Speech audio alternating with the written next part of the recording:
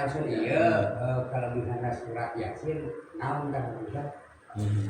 Ya begini, surat Yasin itu isinya sebenarnya tadhkiratul maut dan mengingat kehidupan pertanyaan diarahin. Iya benar. kan begitu. Iya benar. Jadi kira-kira ketika kita membicarakan surat Yasin itu sebenarnya berbicara tentang ingat kematian. Nah, bukan masalah pahalanya, tapi ingat matinya. Nah, ayo nama surat tahun baik. Oke, lamun teu emot karena mati nama masalah. Ini makanya mohon maaf Bapak, misalnya gini, orang ke kuburan antar jenazah. Ada nggak orang yang tertawa sambil ngopi sambil nuduh? Fakta ini mau fakta di lapangan Pak. Sekarang Banyak, ya. sekarang mah ada banyak ya. Seserian. Ya. Kenapa dia seserian dan duduk? Jawabannya sederhana, karena pikirannya bukan saya yang masuk ke liang lahat. Iya. Tapi kalau dia berpikir bagaimana seandainya saya yang masuk ke liang lahat, maka berbicara Yasin itu adalah berbicara tentang kematian. Bagaimana jika kematian itu datang menjemput saya? Dan itu kan Antokia dan lain sebagainya. Nah, makanya untuk mendalami surat Yasin juga perlu kan itu. Mulai dari surat awalnya seperti apa, kemudian mabda'nya seperti apa. Tidak hanya sebatas membaca. Tetapi kalau saya cek inti atau bukan inti, cerita dalam surat Yasin itu isinya itu banyaknya adalah mengingatkan tentang kematian dan al-masyir, kembali yang sering dilupakan. Makanya kan dalam bahasa Ibrahim bin Adham itu dapat mautakum walam tu'tabaru. Kalian itu suka menguburkan mayat, tetapi kalian berpikir bahwa mayat itu bukan saya. Gitu.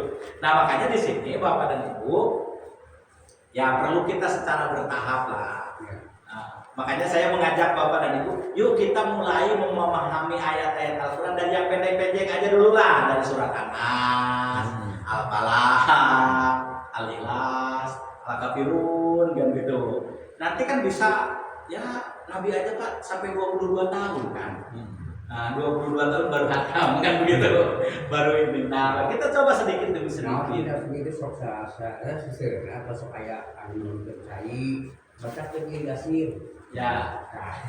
Ya, Terasa anu drama Yasin. nah, makanya di sini Bapak dan Ibu jangan hanya sebatas baca. Kan kita harus meningkatkan, Pak. Harus meningkatkan pemahamannya. Gitu. Jadi bacanya, nah misalnya saya contoh ya. Nabi suatu waktu ketika mau perang Tabuk kalau tidak salah, kan jangan terjadi kekosongan kekuasaan di Madinah. Lalu yang ditunjuk menjadi pemimpin di Madinah adalah Ali bin Abi Thalib. Ali bin Abi Thalib itu matanya lagi sakit.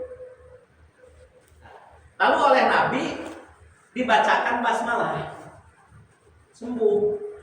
Nah, pertanyaannya, apakah basmalah menyembuhkan sakit mata atau yang membacanya Nabi? Kan gitu. Nah, berarti kan permasalahannya bukan basmalah penyembuh penyakit mata, tetapi yang membacanya orang yang memiliki tingkat kesucian tertentu itu akan berefek. Berarti permasalahannya adalah sucikan diri kita, ayat manapun bisa bermanfaat, kan begitu. Kan gitu Pak. Jadi dalam bahasa ini kan tazkiyatun nafsnya. Ayo bacaan tapi urang hari tazkiyatun nafsnya enggak. Maka ayat apapun malah kadang-kadang enggak dilihat. Dan tazkiyatun nafsnya tidak.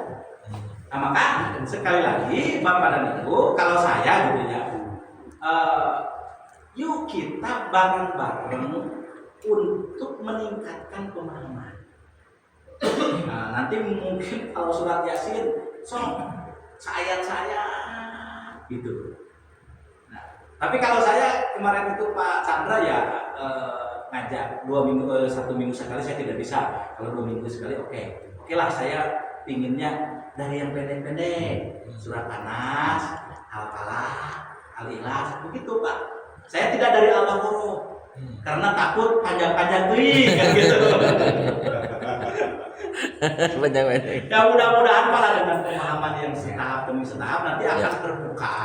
Oh pemahamannya kan akan berubah. Makanya Yasin yang sama bisa memiliki perspektif yang berbeda. Jika pertanyaan tadi apa yang Anda pikirkan kan itu? Iya. Nah kan gitu lah Pak.